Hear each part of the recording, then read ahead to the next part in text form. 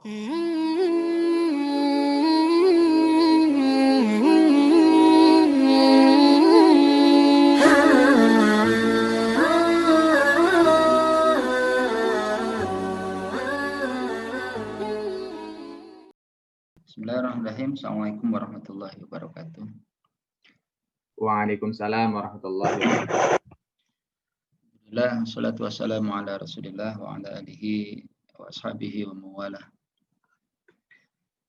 Ikhwafillah sekalian, sangat bersyukur bisa membersamai antuna semua dalam kondisi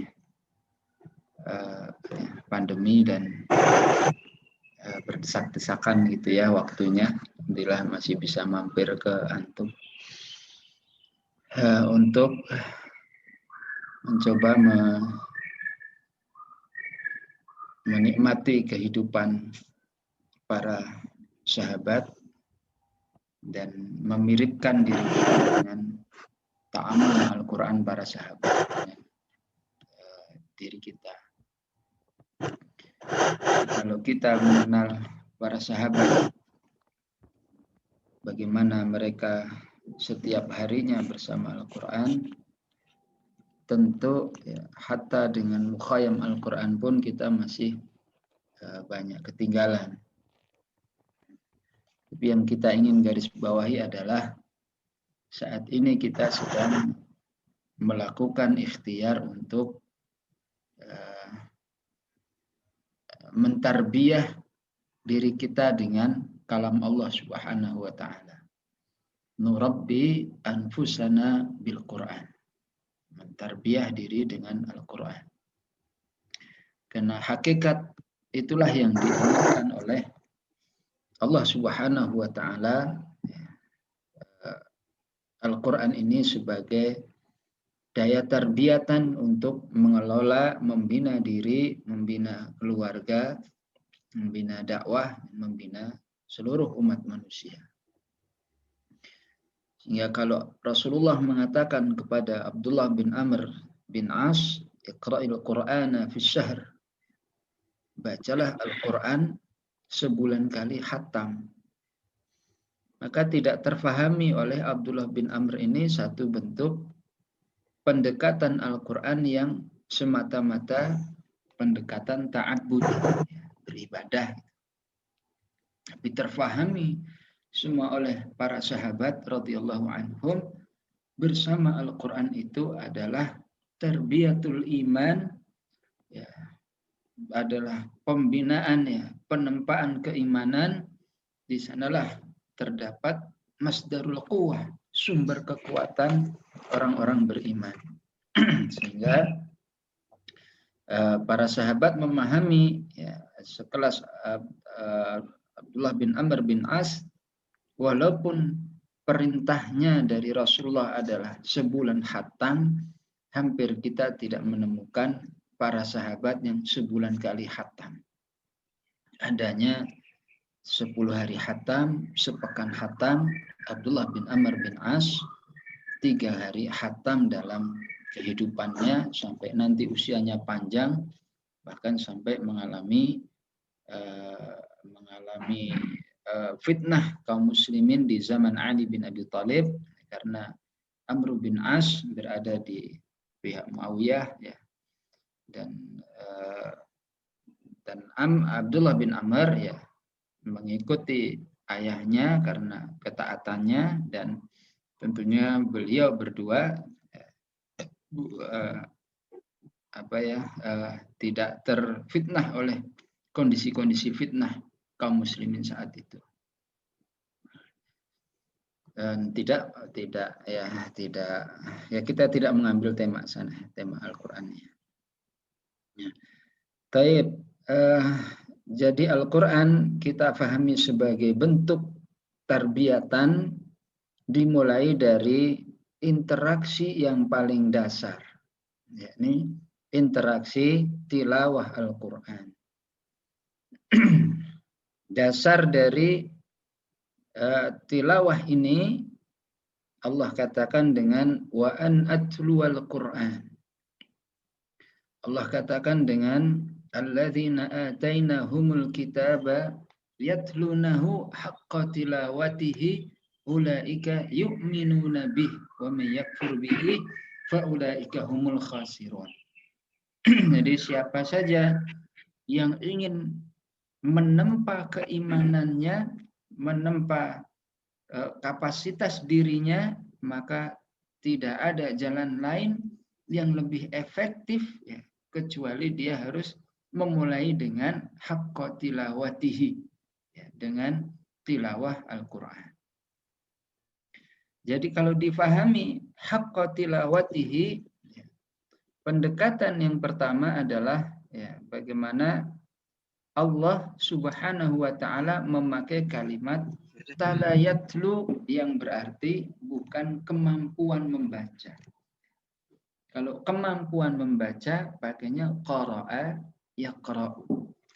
Tapi tala yatlu artinya adalah mental membaca Al-Qur'an.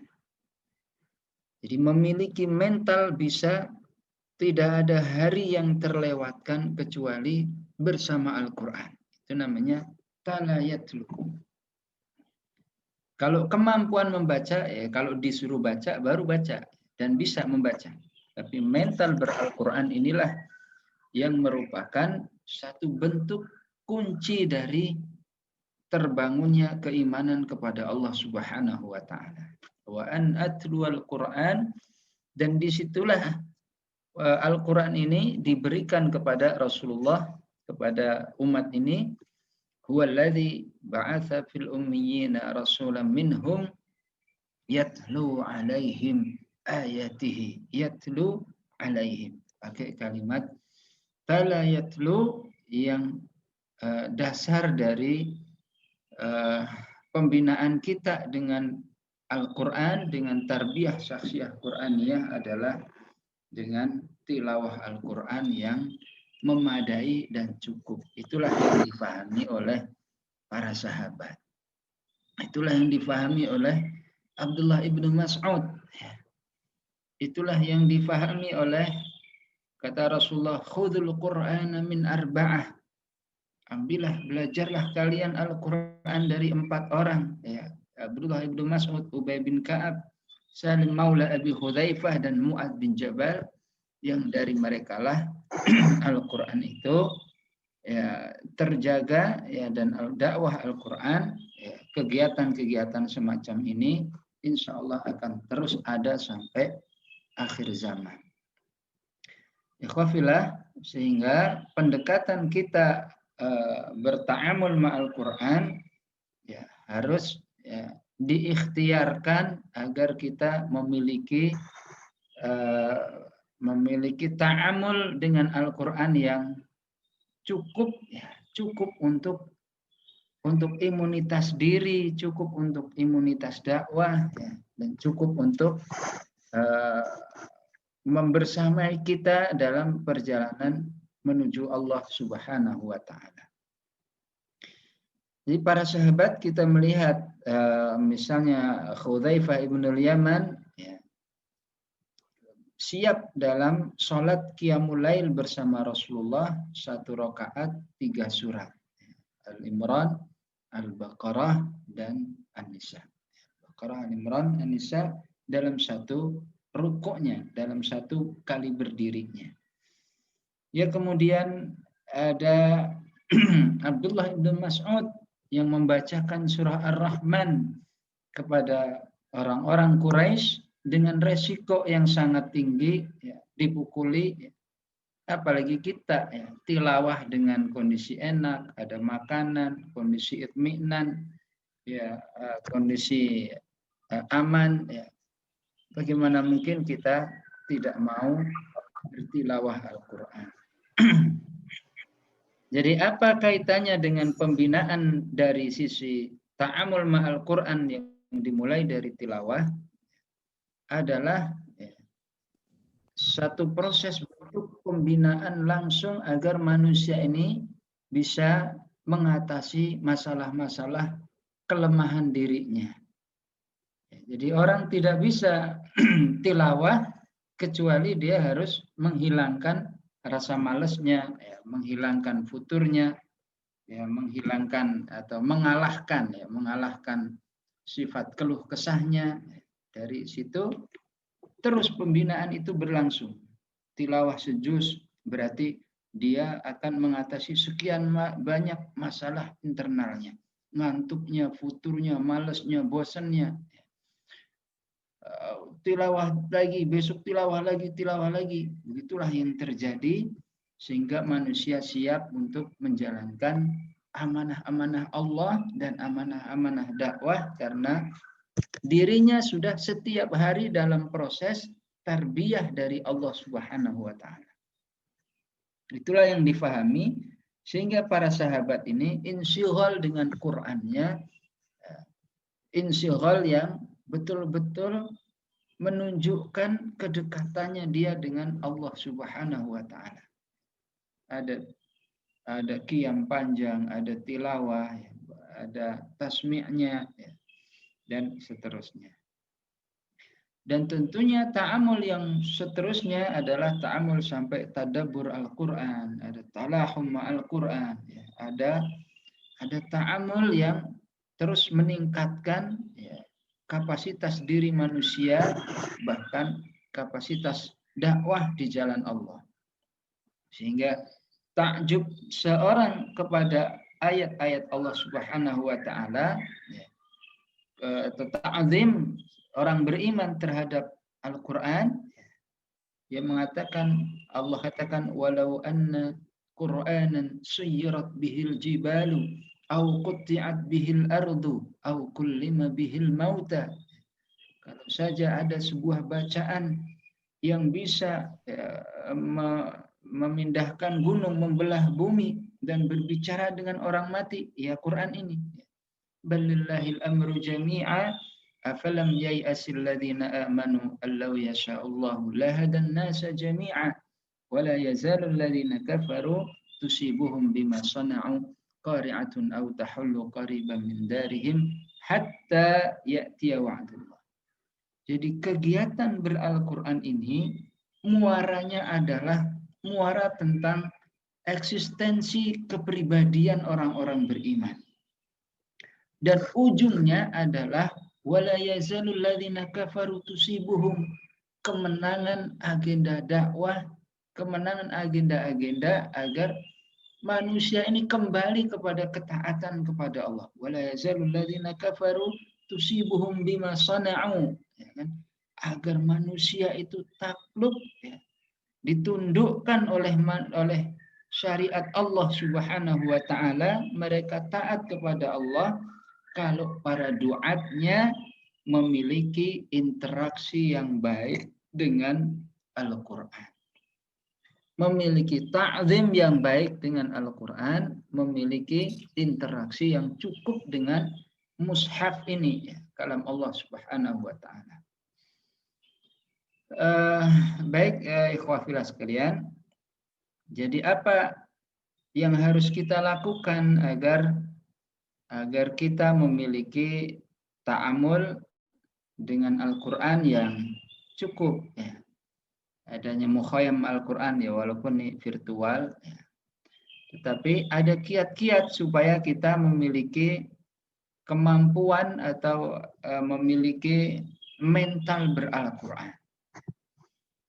Ya. Apa yang kita lakukan agar memiliki mental beral-Quran yang cukup? Dan nanti beral-Quran itu asarnya banyak, ya, masuk kemenangan dakwah, masuk barokah dan lain-lain. Tapi kita di kesempatan yang pendek ini mentelaah tentang bagaimana agar kita memiliki, ya, semangat, ya, memiliki keinginan yang kuat, tekad agar Allah menjadikan diri kita ahlul Quran, ahlul dakwah. Agar Allah menjadikan diri kita, ya, tidak jauh dari Allah Subhanahu wa ta'ala. Yang pertama, kiat kita adalah hubbul Quran, mencintai kalam Allah Subhanahu wa ta'ala. cinta yang apa, asyaddu hubban lillah, ya, cinta yang sangat kuat. Memahami bahwa Al-Quran itu sebuah rizki dari Allah Subhanahu wa Ta'ala. Sebagaimana manusia diberikan rizki yang lain. Karena doanya adalah warzuqna tilawatahu ana al-laili wa ana an-nahar. Kalau saja manusia gelisah kalau nggak punya rizki, gelisah besok makan apa, besok keluarga bagaimana, bingung nggak ada rizkinya, maka sesungguhnya kita juga harus memiliki kepanikan, kebingungan yang sama kalau sampai Allah tidak memberikan rizki kemampuan tilawah. Jadi kecintaan terhadap Al-Quran itu sudah tidak lagi berpikir hatta bersama Al-Quran itu dengan resiko-resiko tertentu. Istilahnya Abdullah bin Mas'ud membacakan kepada kaum Quraisy, tapi karena cintanya dengan Al-Quran sudah mengalahkan resikonya. Resiko dipukuli, resiko mengalahkan semua itu. Apalagi kita tanpa risiko. Kita hanya diminta menunjukkan kepada Allah kalau sudah urusannya dengan Al-Quran diihtimami dengan penuh cinta, bukan diihtimami dengan penuh apa adanya. Orang bisa kuliah dengan biaya tertentu, siap. Kursus dengan biaya tertentu, siap. Waktu diluangkan, siap. Ketidakcintaan kita dengan Al-Quran membuat kita ini nggak bisa menikmati kebersamaan dengan kalam Allah, hatta tilawah 1 halaman per hari nggak sempat, karena nggak ada cinta kita dengan Al-Quran. Cintanya dengan kalam Allah Subhanahu wa Ta'ala sesungguhnya adalah melahirkan kecintaan Allah Subhanahu wa Ta'ala kepada diri kita. Jadi bangunlah, apa saja kalau sudah bersama Al-Quran senang. Tilawahnya, tasmiknya, kajiannya, kegiatannya.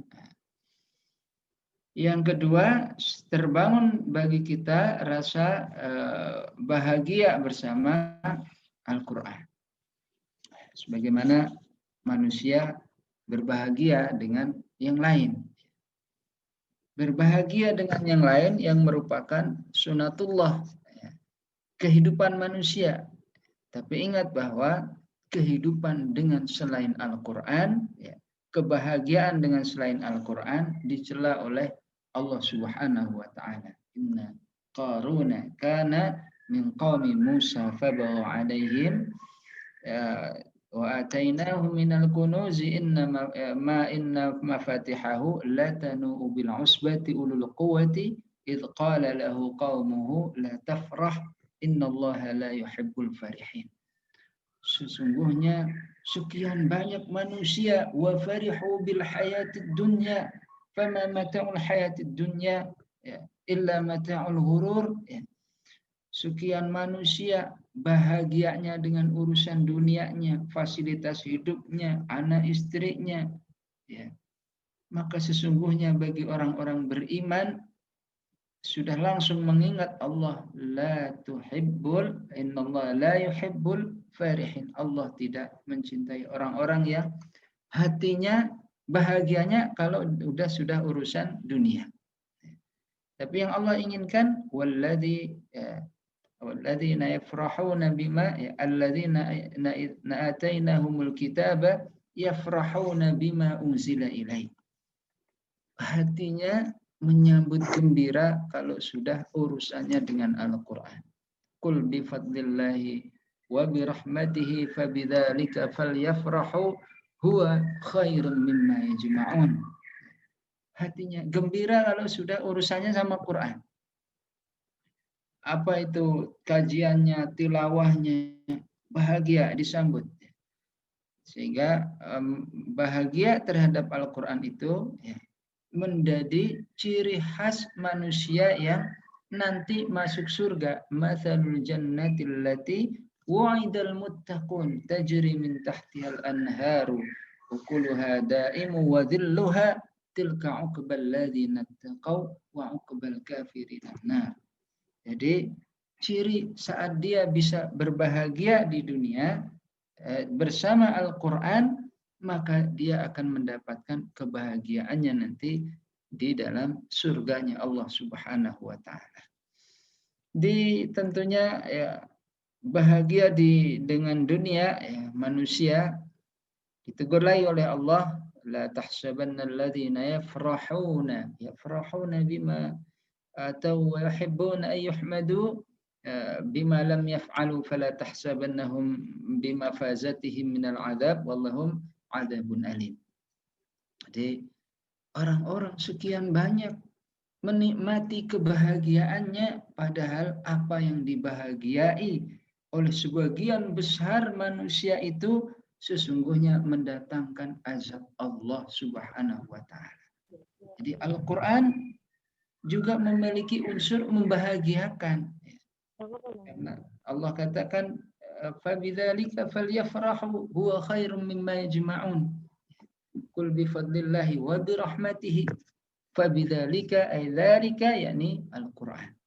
Bisa dibayangkan kalau kita menyambut Al-Qur'an ini dengan bahagia. Sehingga inilah yang membuat Umar ibn al-Khattab masuk ke dalam agama Allah Subhanahu wa taala. Ma anzalna 'alaikal Qur'ana litasqa. Al-Qur'an ini diturunkan tidak untuk menjadi beban.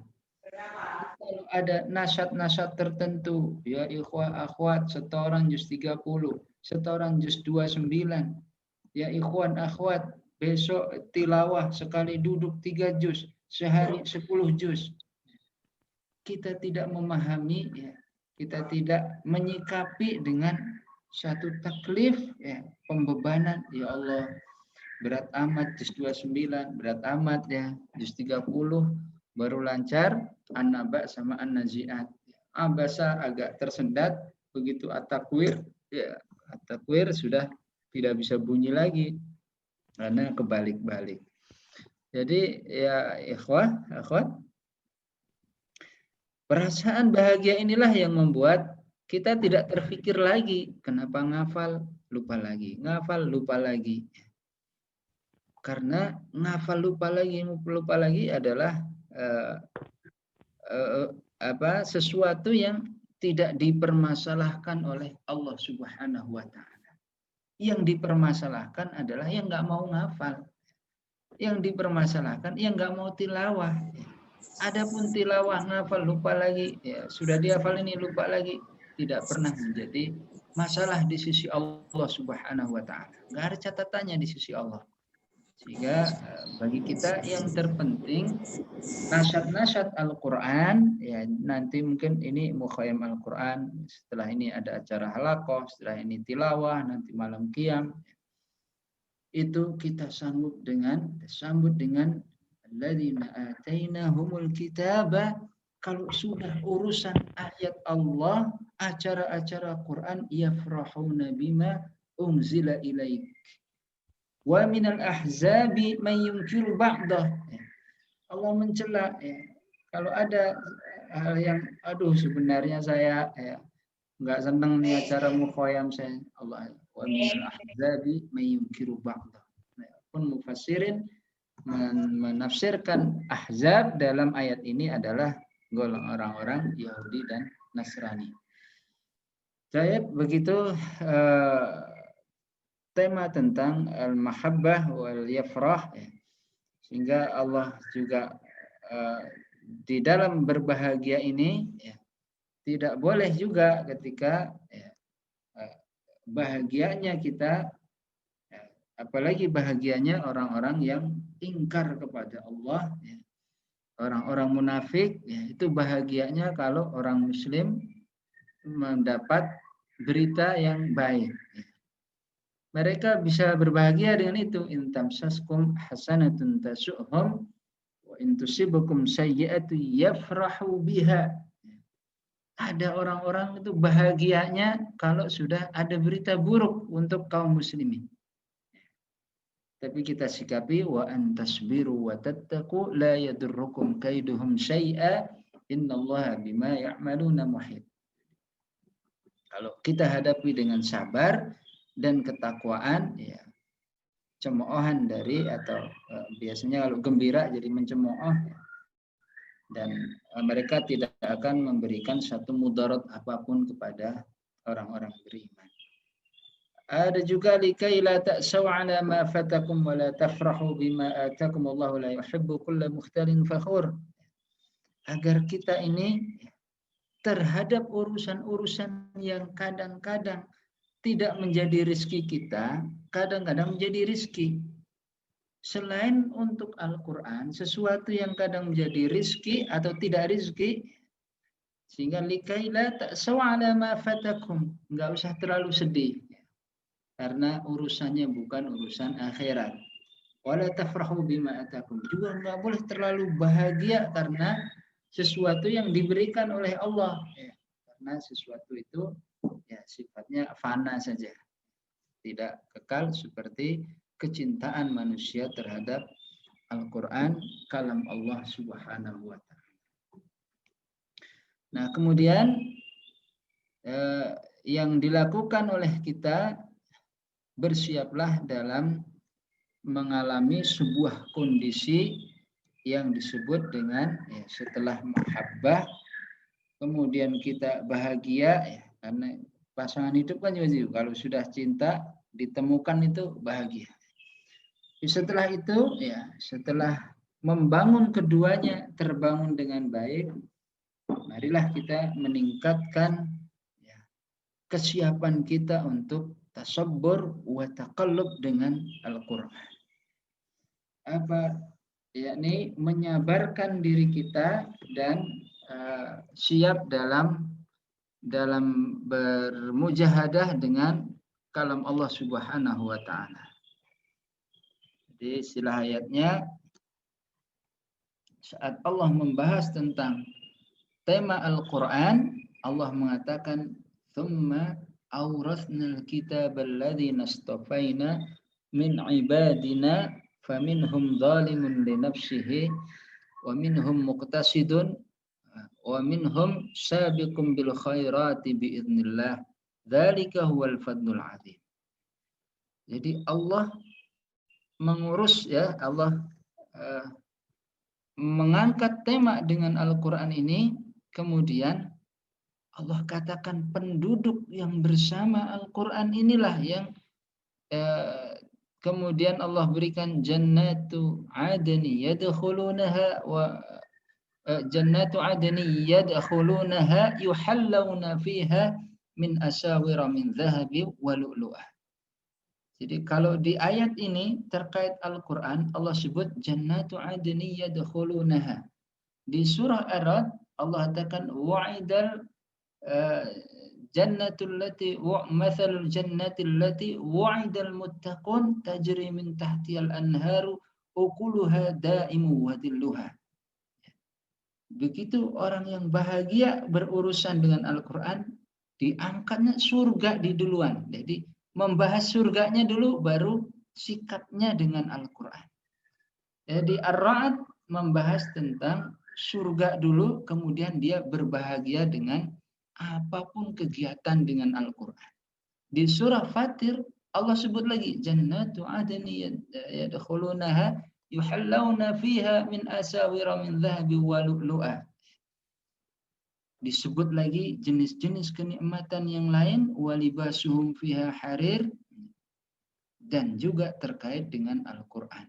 Tsumma awrasnal kitabal ladzina istafaina. Caranya bagaimana? Kalau yang di Ar-Ra'd kita berbahagia dengan semua kegiatan Quran, di surah Fatir kita bersiap-siap dalam membangun mujahadah bersama Al-Quran. Wa qalu alhamdulillahilladzi adhaba 'annal hazan inna rabbana laghafurun syakur alladzi ahallana daral muqamah min fadlihi la yamassuna fiha nasbu wa la yamassuna fiha lughub. Membangun berletih-letih dengan Al-Quran, bercapek-capek dengan Al-Quran. bermujahadah dengan Al-Quran. Capek-capek ya, apakah letihnya karena tilawahnya, sehingga nanti ya, Al-Quran ini menjadi hujah saat dihisab. Ya Allah, yang lain tidur, dia nggak tidur. Ya. Jadi siap berletih-letihnya inilah yang nanti diungkapkan lagi ayat ini ya, oleh penduduk surga. Nanti di surga orang-orang yang akrab dengan Al-Quran, mereka mengatakan, ya Allah, alhamdulillah alladzi adhaba 'annal hazan. Kami sudah nggak letih lagi, ya kan? La yamassuna fiha nasabun wa la yamassuna fiha lughub. Kami sudah nggak letih lagi, kami sudah nggak jumpalitan lagi, saya sudah nggak ya, mengorbankan ya, menyabar-nyabarkan diri ya. Semua yang sudah kita lewati saat kita di dunia. Jadi mukhoyam Al-Quran tujuannya adalah membangun kepribadian yang siap ditempa dengan Allah Subhanahu wa taala ya. Siap ditempa oleh Allah Subhanahu wa taala dengan Al-Quran. Begitulah cita-cita mukhoyam Al-Quran itu. Bukan sebatas agar hafal 2 juz, agar hafal 3 juz, agar bisa membaca Quran dengan baik.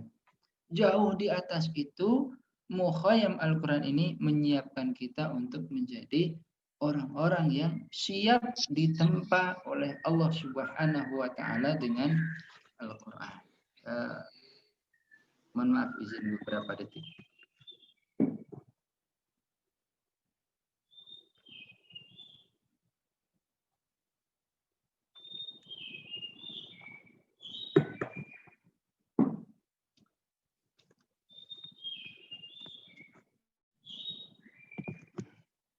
Baik. Jadi itulah yang diinginkan oleh kalimat mukhayyam itu. Kesiapan kita untuk dibina oleh Allah Subhanahu wa taala. Agar pembinaan ini berjalan dengan baik, ya, maka ada agar terjadi dalam diri manusia itu nasab dan luhub ya, berjalan dengan baik, ada hal-hal yang harus kita lakukan ya, dengan mengukur kepada standar minimal secara taksil syar'iyah. Jadi ukurannya bukan ukuran diri kita. Apa ukuran diri kita misalnya? Ustadz, saya kan mahasiswa, sibuk, skripsi. Jadi saya tilawahnya sehalaman saja. Bukan. Yang mengukur agar terjadi suasana luhub, ya, suasana hazan, suasana nasab adalah ukuran bagaimana badahiyat yang diajarkan oleh Rasulullah Shallallahu Alaihi Wasallam, atau badahiyat itu aksiomatiknya. Aksiomatiknya mufassirin menjelaskan ayat yang di atasnya. Walladzi auhayna ilaika minal kitabi huwal haqqu musaddiqan lima baina yadayhi innallaha bi'ibadihi la khabirum basir. Kemudian thumma awrasnal kitab alladzi nastafaina min ibadina faminhum zalimun li nafsihi.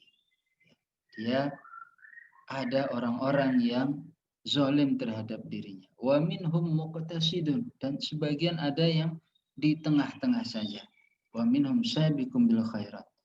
Yani zalimun li nafsihi, para ulama menjelaskan adalah mereka yang tidak khatam dalam sebulan. Muqtasidun, yang tengah-tengah, mereka yang kalau khatam cuma sebulan sekali. Sabiqum bil khairat, mereka yang khatam lebih dari sekali dalam sebulan. Di ayat yang lain Allah katakan, wa qala ya rabbi inna qaumi ittakhadhu hadzal qur'ana mahjura. Rasulullah pernah sangat bersedih, pilu ya, istilahnya kita kayak ada masalah gitu. Ya, kayak antum, antuna saat ada masalah murung, ditanya itu nggak mau jawab ya. Atau suasananya nggak enak. Rasulullah murung, sedih, galau ya. permasalahannya diadukan kepada Allah. Dan apa yang membuat Rasulullah ini galau, mengkhawatirkan diri kita. Sehingga curhatan Rasulullah ini diabadikan oleh Allah di dalam Al-Quran surah Al-Furqan. Kata Rasulullah, wa qala ya Rabbi, saking galaunya, inna qaumi ittakhadhu hadzal Qur'ana mahjura. Saya khawatir umatku ini satu hari akan meninggalkan Al-Quran. Akan menjadikan Al-Quran sesuatu yang ditinggalin, hajrul Quran. Imam Ibnu Katsir mengatakan siapa yang hajrul Quran, mereka adalah yang meninggalkan Quran, mereka adalah yang tidak khatam tilawahnya dalam sebulan. Sehingga yang terjadi dalam diri manusia ketika dia berhenti tilawah khatam sebulan, berhentilah pembinaan dari Allah Subhanahu wa taala. Berhentilah riayah Allah, berhentilah keberkahan Allah. Untuk apa kita jadi manusia? Titel berlipat-lipat, ya, jabatan mewah, fasilitas lengkap, tapi berhenti proses pembinaan Allah Subhanahu wa taala. Tapi berhenti riayahnya Allah Subhanahu wa taala. Berhenti ma'iyatullah, nggak ada artinya hidup ini. Sehingga harus difahami, inilah yang dikhawatirkan oleh Rasulullah Shallallahu Alaihi Wasallam terhadap diri kita, terhadap umat Muhammad, orang-orang yang beriman. Ya, dan ini sudah terjadi mayoritas saat ini, sehingga kita sangat sulit mendapatkan keumuman kaum muslimin yang khatam sebulan. Pembinaannya terhenti. Yang katanya cinta Nabi, ya, yang katanya diberikan pelecehan terhadap Rasulullah, marah dan seterusnya, itu sangat baik tentunya ghirah itu, tetapi sesungguhnya ada sisi lain ketika kita tidak khatam dalam sebulan, kita hajrul Quran, itu juga membuat sedihnya Rasulullah Shallallahu Alaihi Wasallam sampai diabadikan di dalam Al-Quran. Sehingga kalau ada badahiyat, ya, sesuatu yang sifatnya aksiomatik dalam diri orang beriman, yang aksiomatik itu sehari, ya, adalah sehari tilawah sejuz. Di zaman Rasulullah sulit ditemui sahabat yang sehari sejuz. Itulah yang membuat suasana nasab hazan ini selalu ada, ya, sehingga suasana pembinaan langsung dari Allah Subhanahu wa taala terus terjadi dalam diri orang beriman, ya, para dai-nya dan seterusnya. Ikhwah, di dalam bahasa kita sebenarnya sudah banyak, ya, one day one juz, apa sebenarnya itu taksil syar'inya. Taksil yang langsung dari lisan Rasulullah yang mulia, ya, yang sangat kita rindukan. Iqra'il Qur'ana fi syahr. Bacalah Al-Qur'an sebulan khatam. Taksil dakwinya ayyakuna laka wirdun yawmiyun, wajibatul dalam kehidupan dai adalah sehari sejuz atau minimal sebulan khatam. Ya ikhwah, sehingga ini terjadi satu bentuk tarbiyah yang terus menerus. Jadi badahiyat yang pertama adalah iqra'il Qur'ana fi syahr. Bacalah Al-Quran sebulan khatam. Supaya pembinaannya terus. Ada yang lain yang sifatnya aksiomatik, ya, misalnya Rasulullah Shallallahu Alaihi Wasallam saat menjelang tidurnya, misalnya menjelang tidurnya Rasulullah membiasakan membaca surah, yakni sebagai pengantar tidurnya membaca surat Az-Zumar dan surah Al-Isra. Jadi beda dengan kita. Jadi kebiasaan Rasulullah yang sifatnya badahiyat yaumiyan, setiap hari Rasulullah itu menjelang tidurnya yang tidak pernah hilang adalah surah Al-Mulk. Surah Al-Mulk. Tabarakalladzi biyadihil mulku wa huwa ala kulli syai'in qadir. Alladzi khalaqal mauta wal hayata liyabluwakum ayyukum ahsanu amala. Kalau kita melakukan ini saja, berarti setiap malam kita ditarbiyah oleh Allah. Sehingga mustahil orang yang sudah dewasa, ya, usianya 20 tahun, 18 tahun, 25 tahun, 30. Mustahil kalau al-mulk ini dilakukan secara badahiyat sebagaimana Rasulullah, juz 30, juz 29 surah al-mulk ini nggak lancar misalnya. Tersendat. Tersendatnya tidak lain karena terhentinya proses pembinaan langsung dari Allah. Sehingga tidur kita jadi tidur yang nggak berkualitas. Ya. Karena pengantar tidur kita ini hal-hal yang selain arahan Allah Subhanahu wa Ta'ala.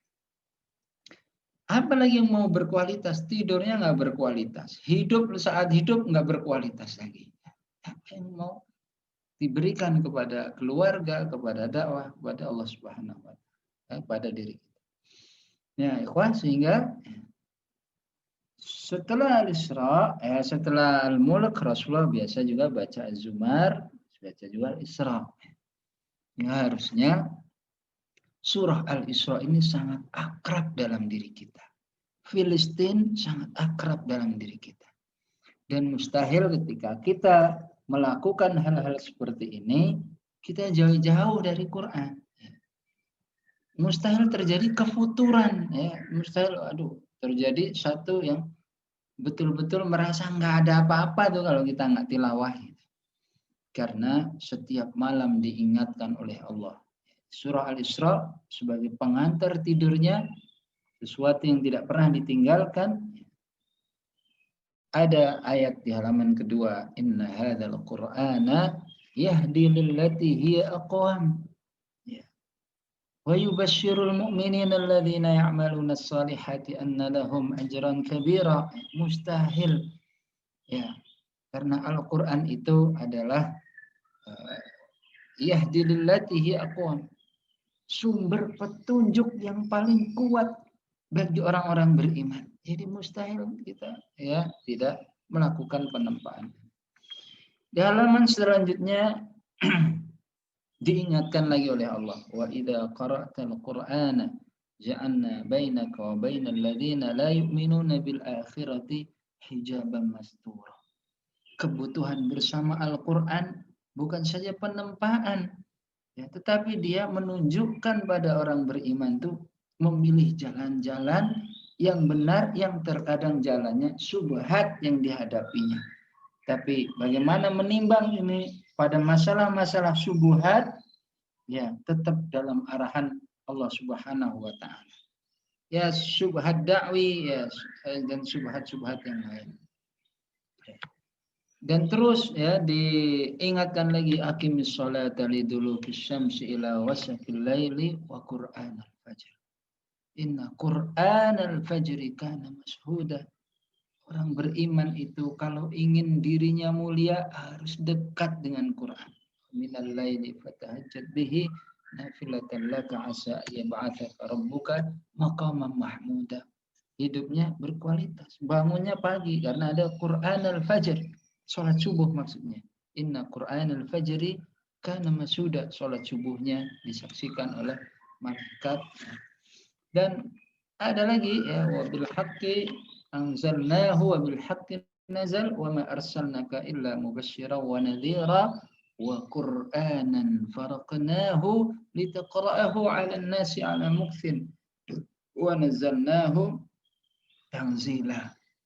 Tidak boleh berhenti sepanjang kita masih bisa merasakan udara di bumi ini, tidak ada kalimat berhenti dalam proses berta'amul ma'al Quran. Ada Ramadan, nggak ada Ramadan bersama Quran. Ada mukhoyam, nggak ada mukhoyam beral-Quran. Di masjid, di rumah beral-Quran. Sedang safar, nggak ada berhentinya. Wa Qur'anan faraqnahu litaqra'ahu 'alan nas 'ala mukthin wa nazzalnahu tanzila.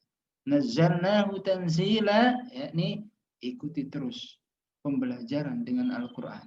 Ya, nggak ada berhentinya sampai kita bertemu Allah Subhanahu wa Ta'ala. Ya, begitulah yang diinginkan.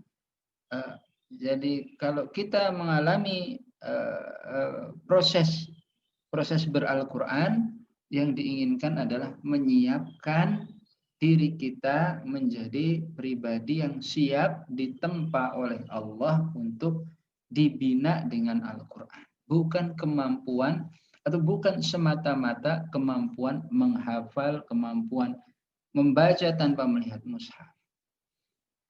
Badahiyat yang lain misalnya surah Sajadah ya, di hari Jumat subuh.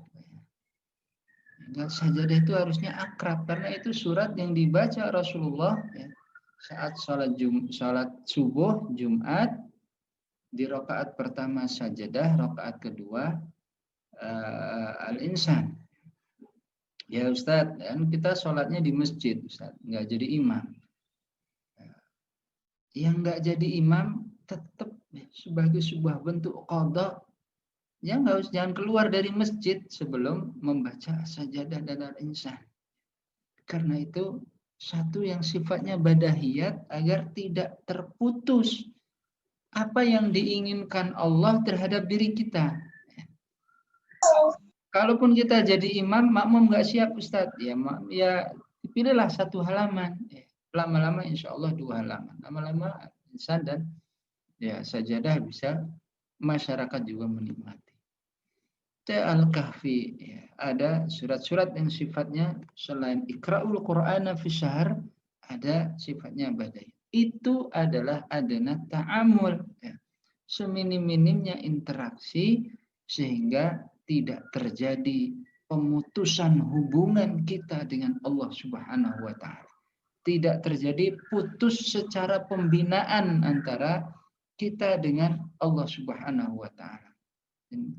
Kita terus berkembang dan tentunya ada hal-hal yang lain yang sifatnya tarkiyah ya, ada yang sifatnya badahiyat, ada yang sifatnya tarkiyah. Tarkiyah mulailah menghafal target yang terjangkau.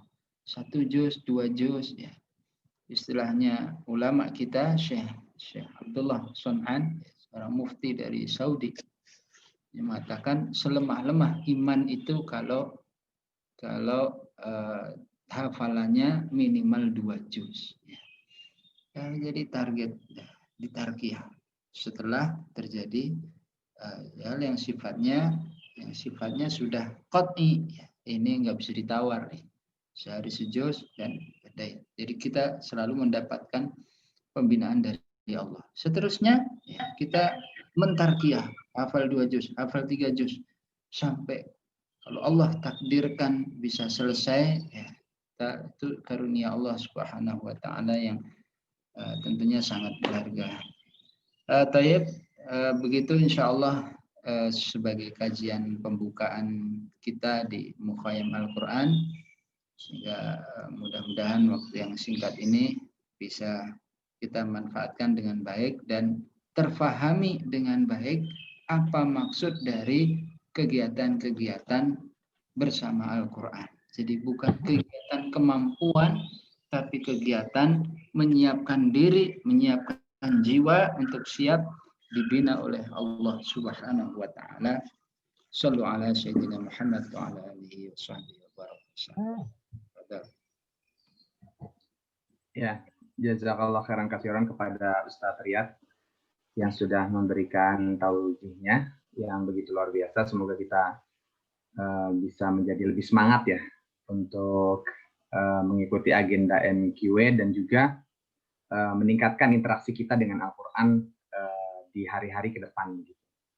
Nah, mungkin dari para peserta Mukhayyam Quran bisa mungkin kalau ada yang ingin ditanyakan, silakan bisa raise hand dan langsung di-unmute dan bertanya kepada Ustadz kalau misalnya ada yang ingin ditanyakan. Silakan dari teman-teman atau mungkin lewat chat juga apa-apa. Nanti saya bacakan untuk pertanyaan-pertanyaannya.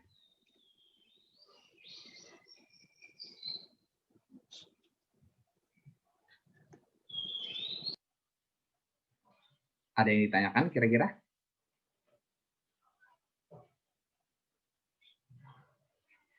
Tidak ada? Oh, ini Oke. Ini ada pertanyaan Satria masuk lewat chat ya dari Akhina Budi Kusuma Putra. Pertanyaannya adalah apakah benar ada orang yang dibenci oleh Al-Qur'an gitu. Maksudnya dia tidak bisa baca lama-lama dengan Al-Qur'an. Mungkin itu pertanyaan Ustaz. Silakan Ustaz, bisa dijawab terlebih dahulu sambil menunggu pertanyaan-pertanyaan dari yang lain.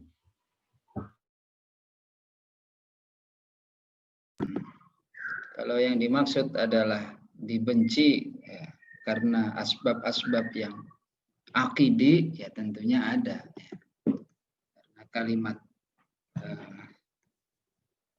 apakah la yuhibbu artinya tidak dicintai Allah, innahu la yuhibbu zalimun, ada dan kalimat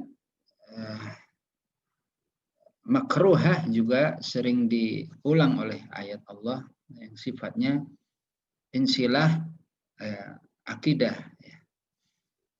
Atau insilah suluk, fasik dan seterusnya.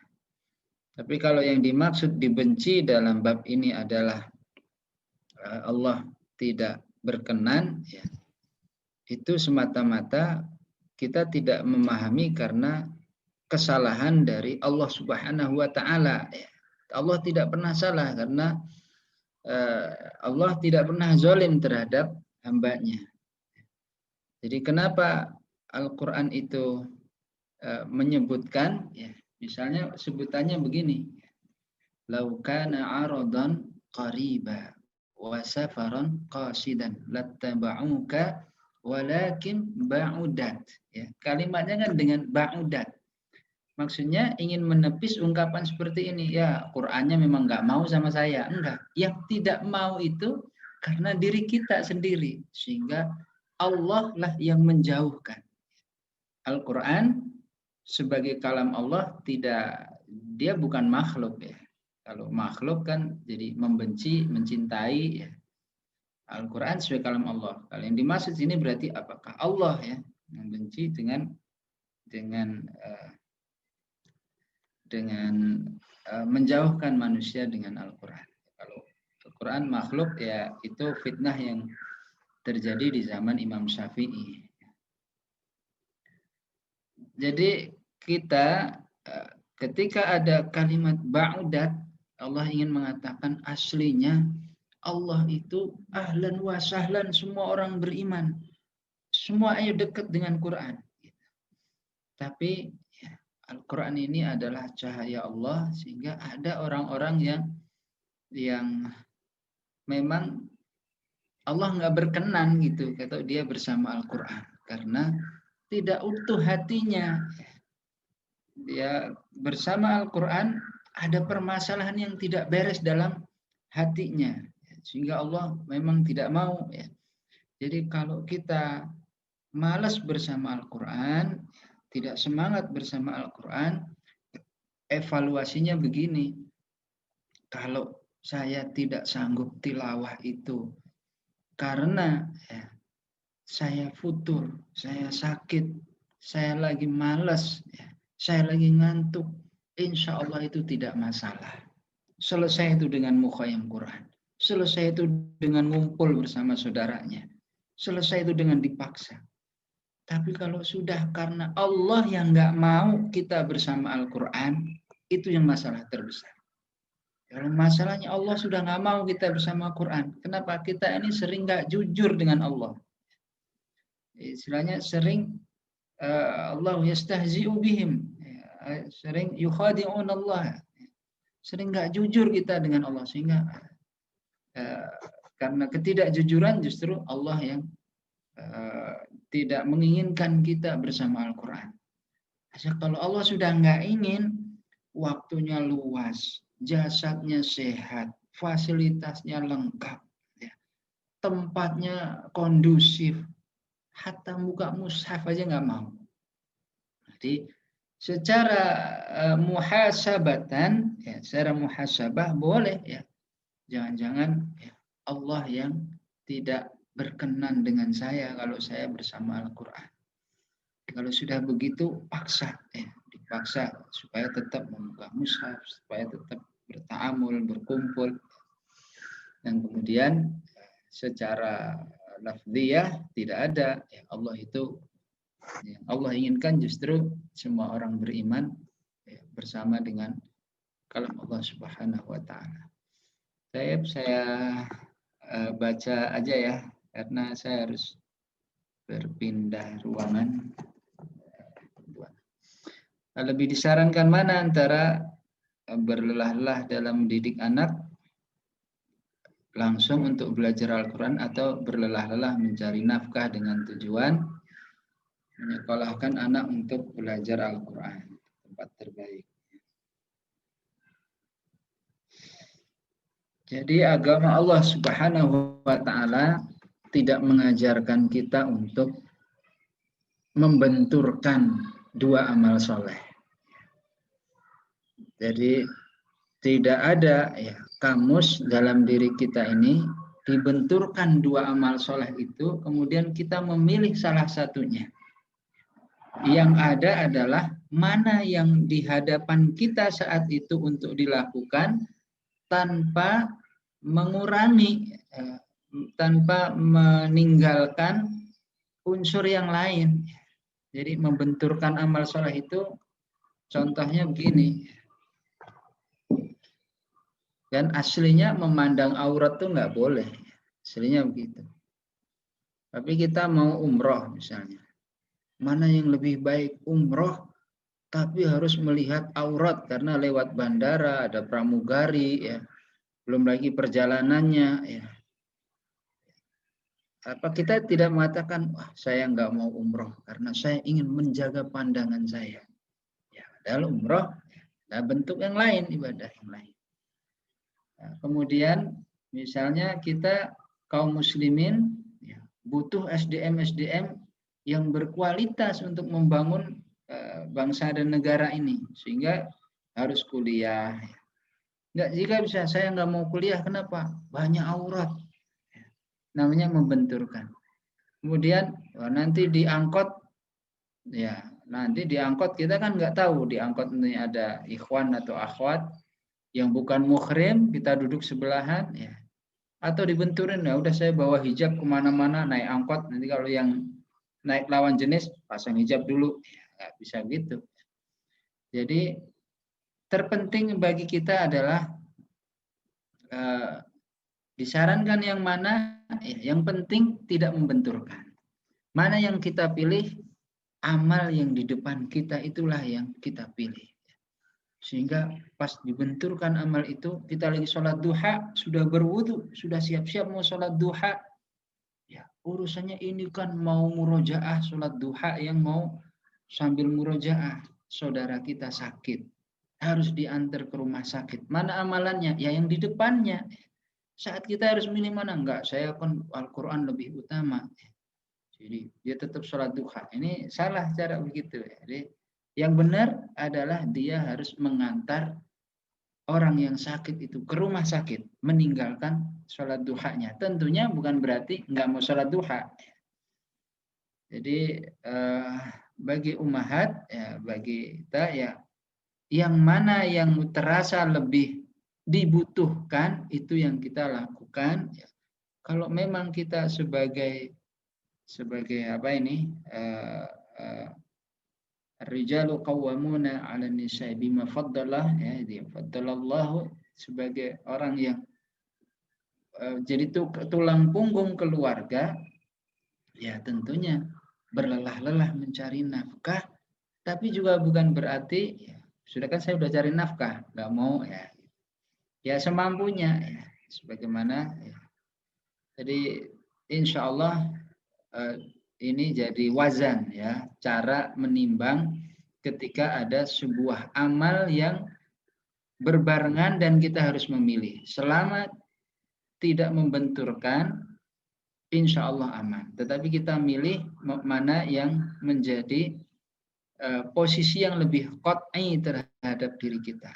Qat'inya ya mencari nafkah. Tapi bukan berarti ya kewajiban itu hilang. Tetap diupayakan.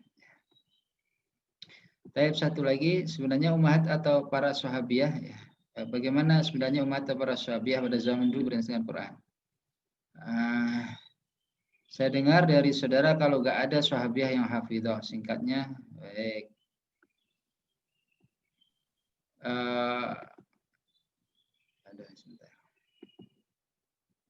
Begini, sahabiat bersama Al-Quran.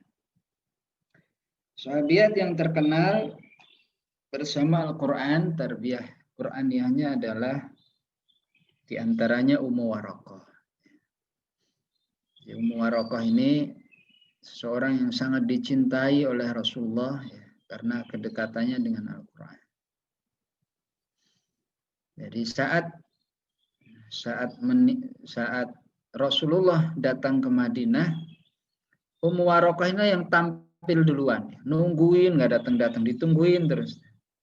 Saking ingin menyambut Rasulullah Shallallahu Alaihi Wasallam. Di Ghazwatul Badr, izin mau ikut berperang. Jadi Ummu Waraqah ini akhwat yang fatinah, apa aja bisa, istilah prigel gitu ya. Kata Rasulullah, ya Rasulullah, engkau kan tahu saya ini bisaan. Istilahnya bawa air minum bisa, ya. Ngisi anak panah dalam perang bisa, ngobatin yang luka bisa. Ya mudah-mudahan di sini akhwat banyak begitu ya. Ngangkat air galon bisa, masang gas bisa. Jadi nggak tahu kalau akhwat sibuk dakwah, masang gas nggak bisa, ngangkat air galon nggak kuat, apalagi itu ngecat rumah, tembok segala macam. Bisaan gitulah. Jadi nggak pasrahan gitu. Keran bocor dikit, ya dibiarin. Itulah kemudian dia minta izin untuk berperang, tapi nggak diizinkan oleh Rasulullah. Rasulullah mengatakan engkau akan syahid di rumahmu sendiri. Hingga kalau kita